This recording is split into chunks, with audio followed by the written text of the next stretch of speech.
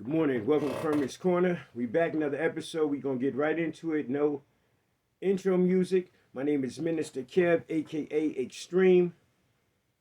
This is Furman's Corner. Subscribe to the channel. We're going to pick up with Dr. Kelly, schooling Tariq Nasheed, the fraud, the scammer. If you've been following my videos, this has all just been leading up to, more people coming into the picture and giving you clinical diagnosis of for the people that don't like to talk and just common languages and want to hear clinical terms or appropriate or proper English. Well, this doctor is going to keep his cool while being under attack by Tariq and explain some things as far as similarities that we have and differences that we have. Okay, so let's go. Let's pick it up from right there. Welcome to Furman's Corner.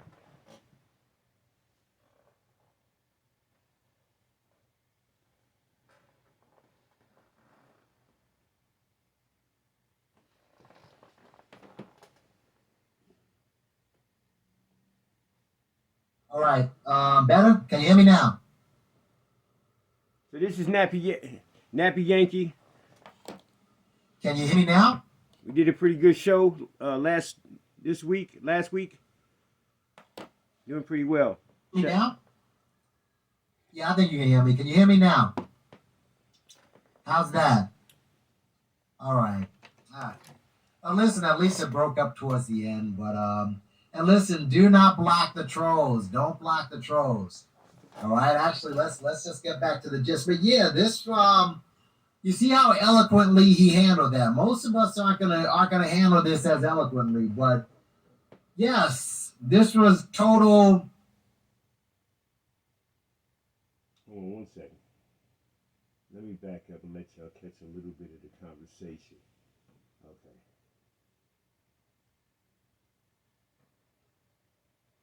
Okay. Tribal wars. You have Bloods and Crips and Okay. all kinds of. Let me back up a little bit. Now here's what. Because you Tariq, as you'll get a chance to hear Tariq. Well, let me let you hear it first, and then we'll talk about it when it's failed time. in Jamaica, nigga. So you failed in Jamaica?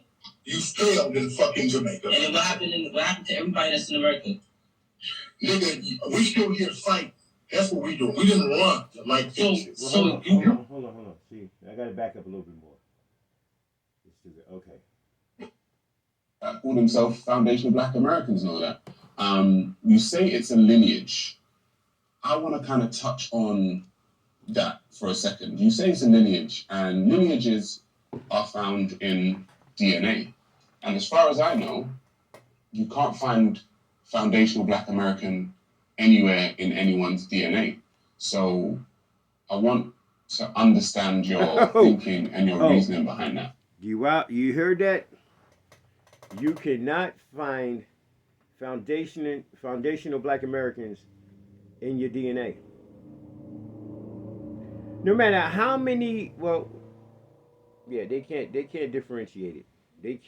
They haven't labeled it. You might can find the A. They haven't labeled it yet.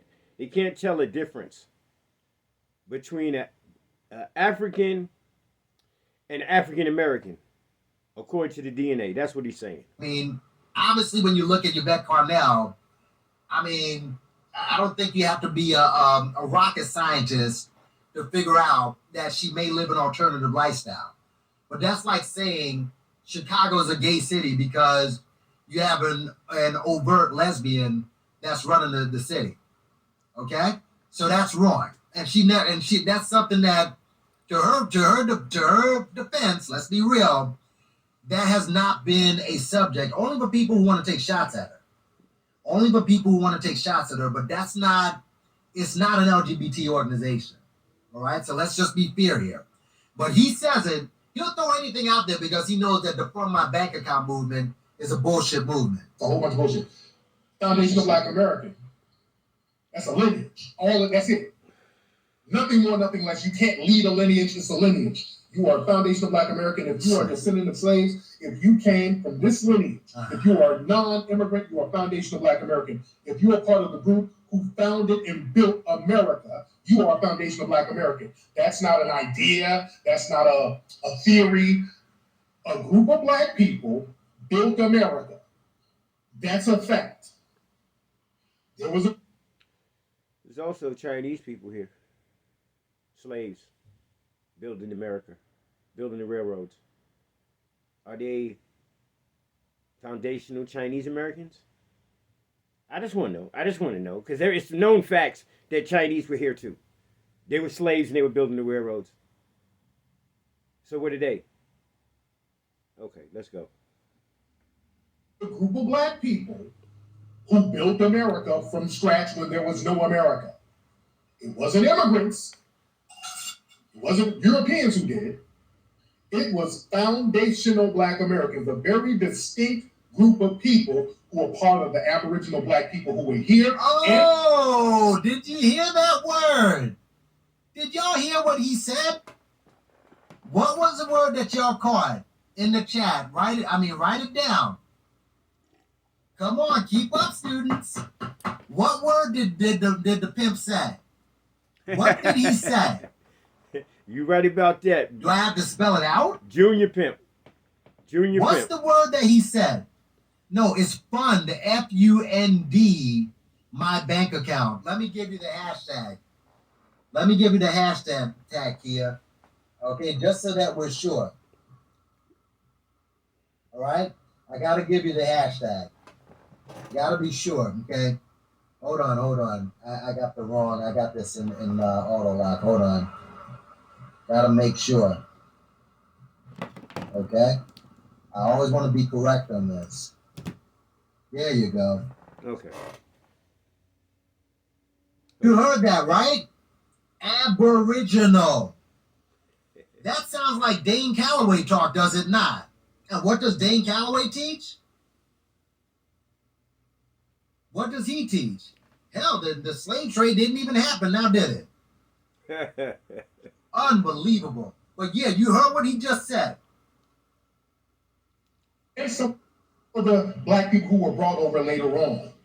Hang on. Okay? Hang on. That combination. Hold up.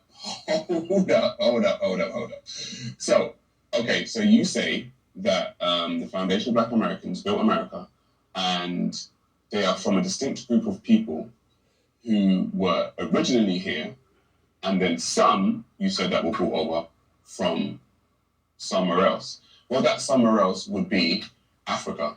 Bingo. And see, this sounds like an Aboriginal argument. It sounds like, in my personal view, this is why I say African Americans are going through an identity crisis, because it's as if you don't know who you are. Okay, and when you don't know who you are, you tend to cling on to things that are not of you. So if you do your DNA, like I said before in my previous video, what does it come up as? Does it come up as that you're Cherokee Indian? Does it come up as you're, I don't know, Navajo? What does it come up as? I'm sure your DNA will come up as a large percent of African. So the fact that you are now claiming more original status than you are African status is just interesting to me. Let's carry on. And the activities that we had to endure makes us foundational black Americans. It's that simple. So it ain't led by anybody. It's a lineage. It's that simple. All right? I just wanted to clear that up. See how they try to remix shit for their own narrative? Hold on. Nasheed has done a documentary series, which has, become very popular, called Hidden Colors. I watched Hidden Colors. I like the documentary. I think there were some things that were missed in that documentary. But what I have noticed is these quote-unquote foundational black Americans have a disdain to some degree for people who are black, quote-unquote, but not from America. So, okay, see that? See, 2 lies for the price of 1. Really? Ladies. Unfortunately, these foundational black Americans are more quiet type of people than this clown right here. Although they support rhetoric with their silence, which makes it a contribution. Let me shed some light on both sides. All right. I grew up in New York, as I've said time and time again. Actually, got a little series that I'm doing, The Fresh Prince of Harlem, and why I felt I was the Fresh Prince of Harlem. Growing up, not like running Harlem like no drug lord, not no shit like that. So don't get it. Don't. We're not going there with it. But we will go to inside Harlem, and how I saw it. From playing basketball, Riverside Church, at a young age on up. Okay, so back to some of the things that they're talking about.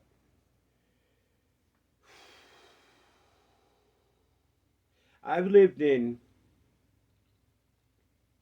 Washington, D.C., Southeast, Northwest. Okay. I lived in New York.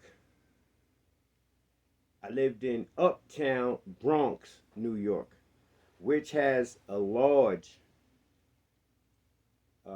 population of Jamaicans. Large Jamaican population in the Bronx. Large. Especially uptown in the Bronx. Couple of blocks up, I was staying on 219th and White Plains Road for years in the Bronx. And once you get past 221st Street, that's Jamaicanville. That's where you go, they serving over there. They selling, weed, whatever, because whatever they doing, they got it. They got some couple stores. That's what they do. They some of the first people come over here and get businesses, and get stores, and group together. So, to a degree, Tariq is right in regards to most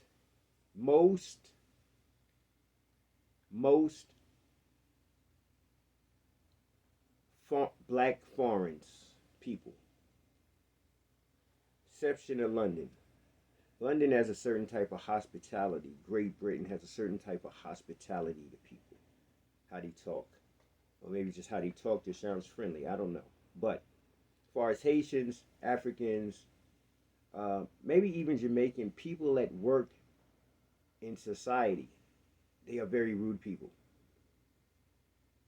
Period. They are. They're very, very. They're the most rudest group of people besides maybe Laos and Vietnam, Vietnamese people. And the reason why I say that is because I've dealt with over 200 of them. 200 people. I've dealt with 200 people from Africa, Jamaica. I've dealt one-on-one with clearly over 100. Clearly. And my assessment. Very, very rude people. That's first of all. Hospitality is not really taught. Customer service. It's not really big in some other countries. That's not that's not part of the training. Understanding the job is the training in other countries. America kind of prima donna. We not like other countries. We buy something, we want a return policy, all that shit printed on the receipt. We want to know. We want customer service. We want corporate head numbers. We want everything at our disposal. That's what we do in America. You don't get that in other countries. You pay now or get the fuck out. No refund, no exchange. I don't like you. So that part, well, he's not putting it in that content. See, I lived in New York and I went into those stores and I dealt with those people growing up, Asians, in the stores, in the liquor stores, sundoos,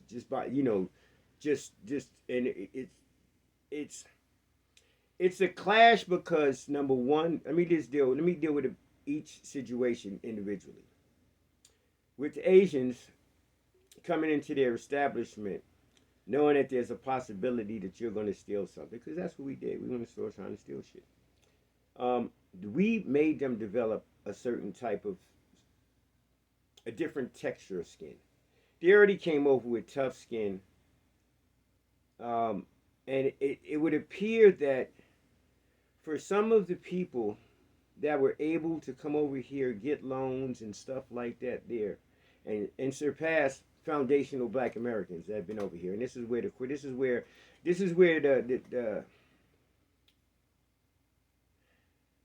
sides come in at, where you want to pick a side, so to speak. That's what this dude is trying to get people to do. He's trying to get you to pick a side. Do you ride with us? Do you ride with them? Or do we ride together and try and get it all? And that's where it comes down to. There's some people say, well, listen here, let's ride, let's all ride. Let's all ride. And there's some people say, hold up, let me get mine out the way first. Let me get mine out the way first. Now, when it comes to reparations and money and things of that nature, how do I feel? Point blank period, there should be nobody ahead of the food chain than foundational Black Americans. That I agree with. And I don't. Let me not going to say well, I'm not even going to use his term because of how he misuses it. For the Americans that are descendants of slaves that are in America, I'm one of them. There should be no money damn near given in no large proportion to any other group other than those people first. Now, here's what's going to happen. In some cases, some niggas that say they're going to fight with you after they get their money, that's not what they're going to do. So don't get it fucked up. A lot of people that say, yeah, let's get ours out the way because they finna retire. It's over. The fighting's over. Now, in regards to what they're talking about on TV, and Tariq could tell you in a heartbeat that you ran. We ran. People ran. Well, the flip side of that is we compromised and we didn't die. We chose to live. So that's a form of cooperation. And the people that ran, that's not a form of cooperation. So if I cooperated under intense shit and you ran and got away under intense shit, I don't think I should be standing here talking about you necessarily. And the guy that ran and didn't compromise, well, I think if anybody could say something that would stain your jacket, see, it's like this. Here we go. We're going to use a jail analogy. One group wants to take over the place. One group fights and they roll them up. One group stay and let them take over the place. And then they use the people that stayed and make them clean up and do all the shit that they don't want to do. See, if we tell the story from how it can be viewed from all sides, that's what we could look at. We had no choice. We did not want to die off. Blacks did not want to die off because they'd have killed us off. So we cooperated, we lived to regain, to take back whatever it was, the mistreatment, whatever it is, we'll get it back. We're getting it back. We just need to get it back on a large scale. It's not some blacks. It's not Jay-Z, Oprah, Puffy, and a handful of people that got millions. But, all blacks need to kind of be doing better than what they're doing. And like I was saying in a couple other videos, money is not going to, however, money is not going to fix most situations. A lot of people in life are young. And if we get money, you get money. Eventually, that money runs out unless you know how to use that money and make that money work for you. And I don't mean the stock market. I mean trades, trade schools, coding, apps. Got to teach our black youth, people of color, disadvantaged people, these type of tactics. These type of tactics that adults use in the adult world to be able to take care of kids. And then when they get grown, shit changed up. So we can't really give you the game that we got because it's a technology era. But what we can do is tell you how to farm instead of keep feeding you. Okay, we here. Subscribe to the channel. Hit the like button if you like it. Hit the notification button if you want to catch the videos as they come out. We're going to pick this back up. We're going to get this out here. We're going to pick this back up where we were at. Minister Kev, a.k.a. Extreme. Welcome to Furman's Corner. One love. I'm gone.